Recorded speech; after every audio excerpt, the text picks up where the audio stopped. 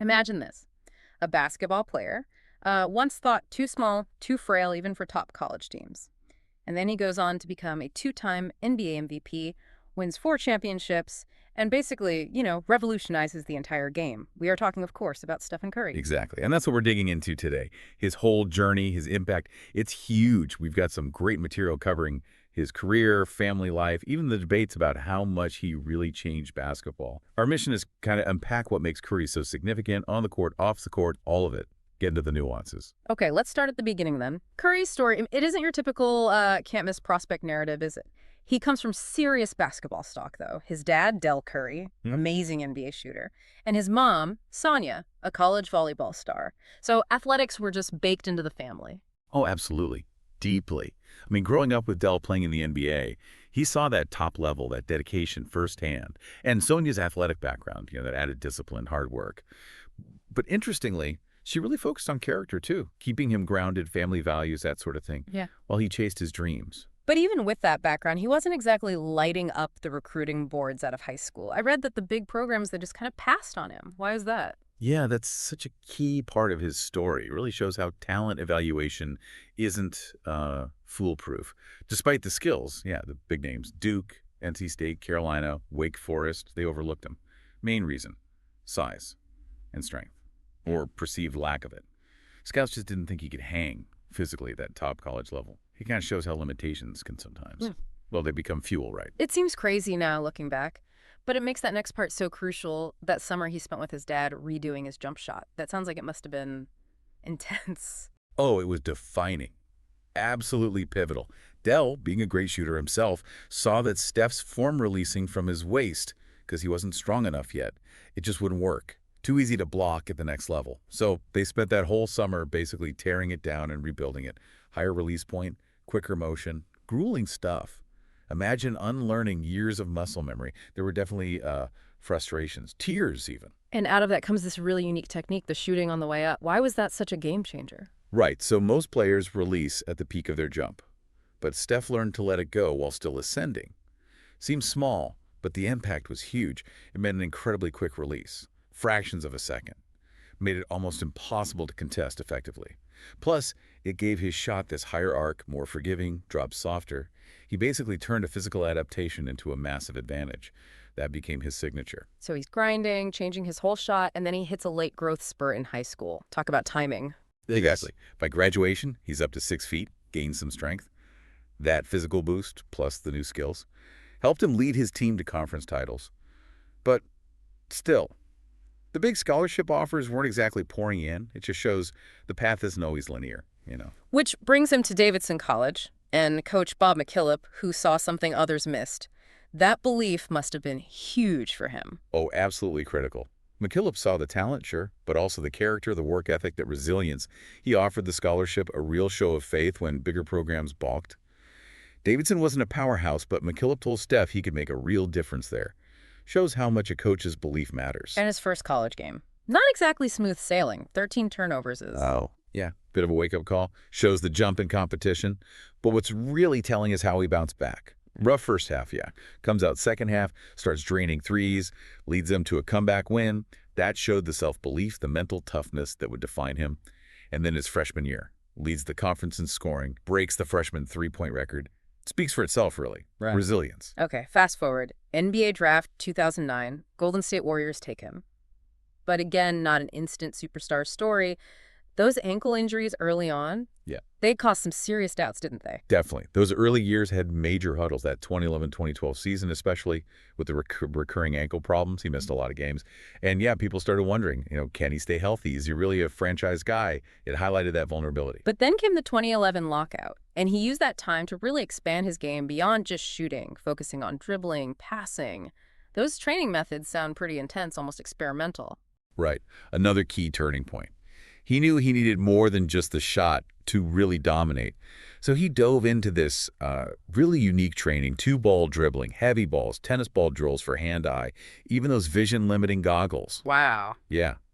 Forcing him to rely on peripheral vision, court sense. It was all about deliberately turning weaknesses into strengths. Super proactive. And bam, 2012-2013 season, it clicks, breaks the single-season three-point record. His whole game just elevates. What changed? That was his arrival, really. The Yeah. improved handles, the passing, it just opened up so much more for him and his teammates. Setting that three-point record wasn't just a stat, it was a statement. He was a multi-dimensional offensive force now. And then getting snubbed for the 2013 All-Star team. It seems like those moments always add fuel to the fire for great athletes, right? Oh, absolutely. That perceived slight, it motivated him. He just channeled that disappointment, focused even harder. Classic example of using setbacks as launch pads. Which brings us to 2014-2015. First All-Star nod, MVP award, and leading the Warriors to their first championship since '75 must have felt like incredible validation. Huge moment for the whole organization and for Curry personally. Steve Kerr comes in as coach. Iguodala plays amazing in the finals against LeBron and the Cavs. The team just clicked. Curry's leadership, his play, absolute central. Ended the drought, started a dynasty, really. And they just kept climbing. That crazy 73-win season in 2015-2016 and him becoming the first unanimous MVP ever, that's legendary territory. It's just historic. Winning 73 games is, well, it's almost unheard of. Shows sheer consistency. And Curry, being the first unanimous MVP, every single voter agreed he was the most valuable. That says everything of how dominant he was that year. And the titles kept coming. 2017, 2018, then again in 2022. Plus, setting the all-time three-point record in 2021, actually, not 2025. My mistake there. Just an unbelievable list of achievements. Yeah, 2021, for the record, you're right. Those extra championships just cemented his legacy. Not just a flash in the pan, but a consistent winner. And that three-point record, that basically settled the debate. He's arguably the greatest shooter ever. Sustained excellence. So let's break down why he's so good. The shooting is obvious, but it's more than just volume, isn't it? It's the insane range, the super quick release, doing it under pressure. Exactly. It's the combination. Limitless range, pulls defenses way out, creates space. That quick release, under a third of a second sometimes, almost impossible to guard. And he does it off the dribble, off screens, transition, clutch moments. Total versatility, unprecedented. Even early on, his percentages were better than anyone who'd taken that many threes. He weaponized the shot like nobody before. And it's not just raw talent. The sources emphasize his work ethic. Hundreds of shots daily, those specific game situation drills. Legendary dedication. It's not just shooting around. His workouts are designed by his coach, Brandon Payne, to mimic game pressure, build consistency, versatility. The sheer volume is incredible. But it's the quality of the practice. Deliberate practice at its finest. And the mental side. Visualization, mental conditioning. How big a piece is that? Absolutely critical. Often overlooked, maybe. Visualizing success, game situations. It builds confidence, sharpens focus for those high-pressure moments. It's a key part of how top performers stay on top. Right. And physically, he's not the biggest guy, but he's clearly worked hard on conditioning for that dynamic style. For sure. He knows the grind of an NBA season. His strength and conditioning program is tailored to support his agility, his endurance, that unique skill set. It's a balanced functional strength. Even nutrition, with his wife Aisha involved, it sounds like a totally holistic approach. It'd have to be at that level. Whole foods, lean protein, veggies, the right fuel for training, recovery. It's all part of the package for peak performance. Okay, let's shift to his impact on the game itself. There's this debate, right?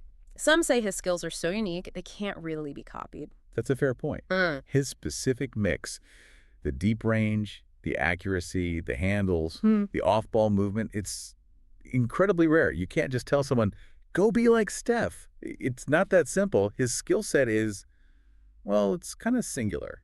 But on the other hand, you can't deny he kicked off this era of, like, way more threes from way deeper. It changed offensive strategy completely. Undeniably. Look, analytics were already pushing towards three, sure.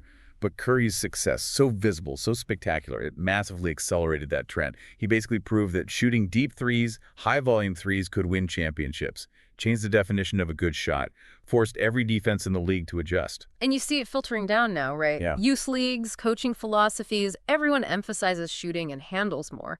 Players take shots they wouldn't have dreamed of before him. Exactly. The impact on younger players is huge. They're all trying to shoot like him, develop that quick release. Coaches are adapting drills, pickup games, pros.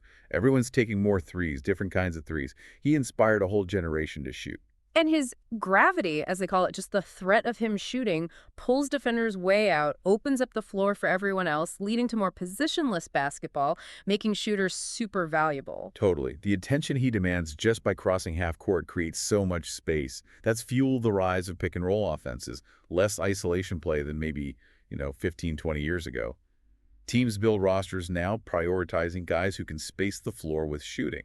His impact is as much about enabling others as his own scoring. So it's less about direct imitation, more about redefining possibilities, inspiring a shift in how the game is played and taught. That's a great way to put it. He expanded the boundaries of offense, forced everyone to rethink strategy player development, showed what innovation could do. Okay, switching gears again, off the court. He seems to manage this balance really well.